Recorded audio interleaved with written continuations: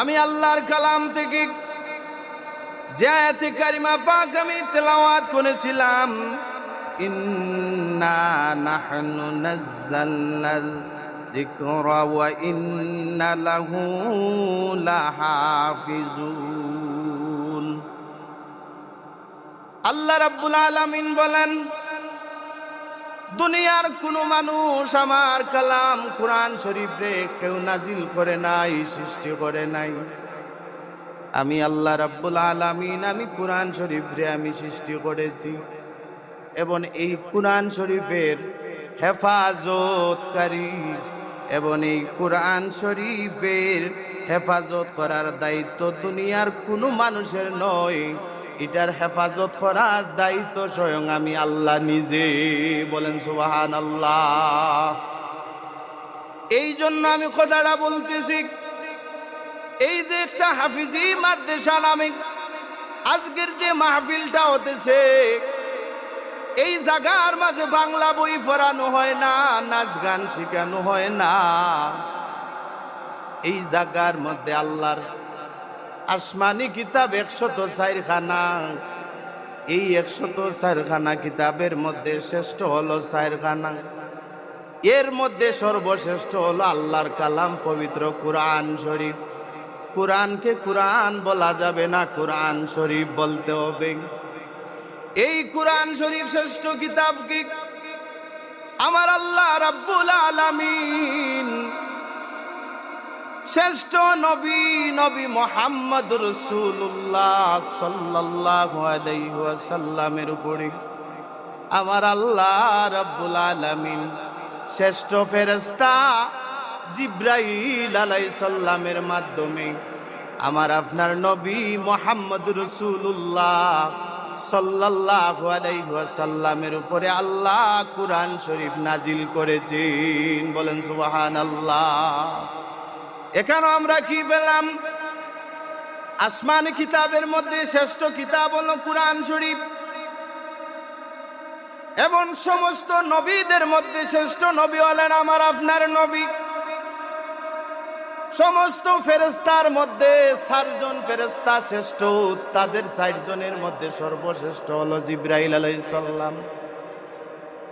এই জিবরাইল আলাইহিস সালাম শ্রেষ্ঠ ফেরেশতার উপরে শ্রেষ্ঠ ফেরেশতার মাধ্যমে আল্লাহ আমার আপনার নবী শ্রেষ্ঠ নবী মুহাম্মদ রাসূলুল্লাহ সাল্লাল্লাহু আলাইহি ওয়াসাল্লামের উপরে আল্লাহর 30 পারা কোরআন শরীফ নাজিল করেছেন। বলেন সুবহানাল্লাহ। এই কোরআন শরীফ বড় দুঃখের বিষয়, বলতেই চাই বড় কষ্ট লাগে। আমরা মুসলমান, যদি কাউরে জিজ্ঞাসা করা হয় দেখি বলো কোরআন শরীফের মাঝে কয়টা সূরা আছে, সরাসরি প্রশংসা করি না। এই যে হাফিজি মাদ্রাসার যে আমার ভাই পড়াইতেছেন, আমি নিজে শুনেছি, ছাত্রদেরকে দাঁড় করাইয়া তিনি এইভাবে শিক্ষা দেন, কোরআন শরীফের মাঝে কয়জন নবী রাসূলের নাম আছে, কোরআন শরীফের মাঝে কয় পারা, কোরআন শরীফের মাঝে কয়টা আয়াত আছে। তাইলে এই সমস্ত জিনিস তো প্রথমে আমাদের ছোট্ট ছোট্ট বাচ্চাগুলারে শিক্ষা দেওয়া দরকার।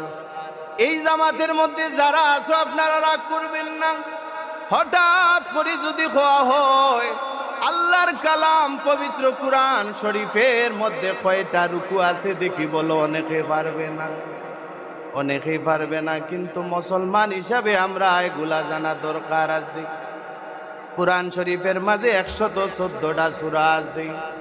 আপনারা মনে রাখবেন, আমি বেশি সময় ওয়াজ করব না, কারণ আমি যে চতুর্দিকে যাই আমি একমাত্র আপনার আর দোয়ার বদৌলতে, কারণ আমার এমন ইলিমও নাই, এমন জ্ঞানও নাই।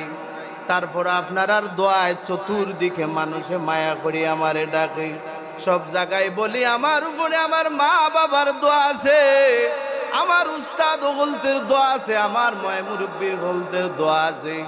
এর কারণেই মনে লয় আল্লাহ আমারে মায়া করেন।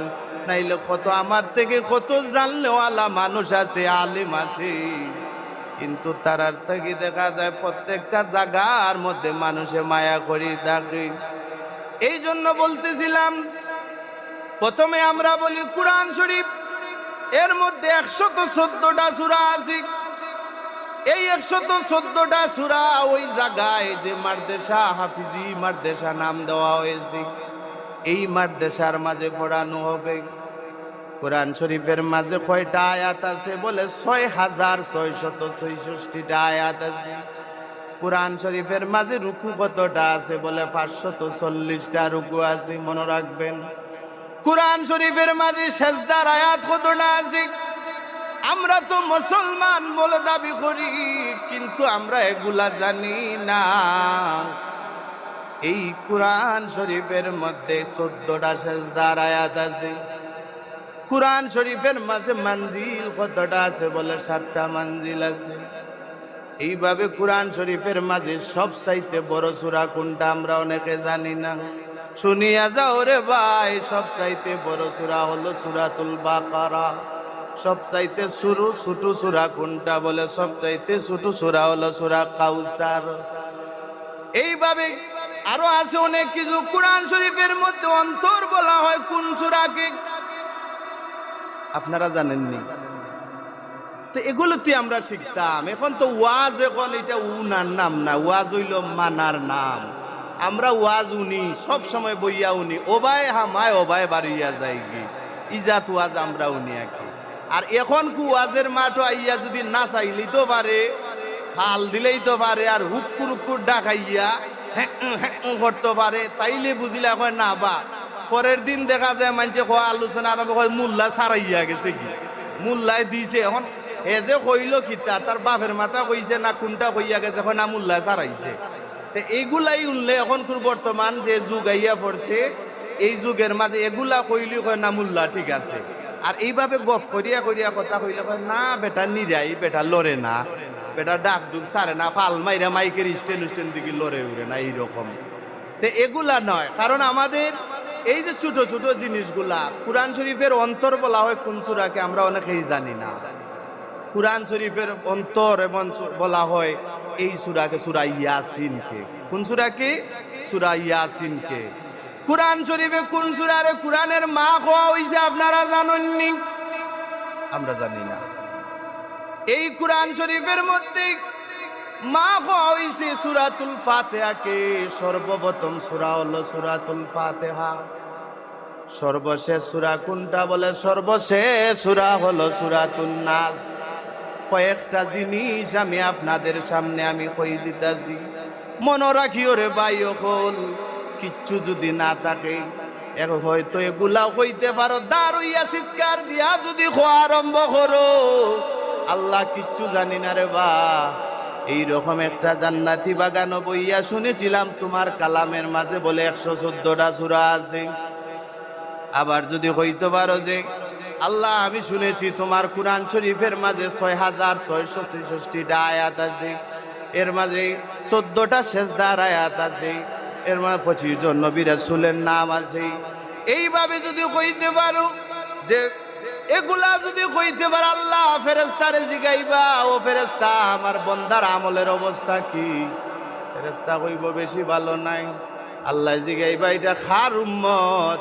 ফেরেশতারা উঠিয়া কইব গো আল্লাহ এটা তো আখিরি নবী, শেষ নবী, নবী মুহাম্মদ রাসূলুল্লাহর উম্মত। আল্লাহ ডাক দিয়া কইবা যে যা বন্ধুর উম্মত হওয়ার খাতিরে, ওগুলা জানার খাতিরে, আমার কোরআনে পাকের শুনিয়া শুনিয়া সেগুলা জানার খাতিরে, আমার হাবিবের উম্মতের খাতিরে আমার বন্দারে আমি মাফ করে দিমু। বলেন সুবহানাল্লাহ।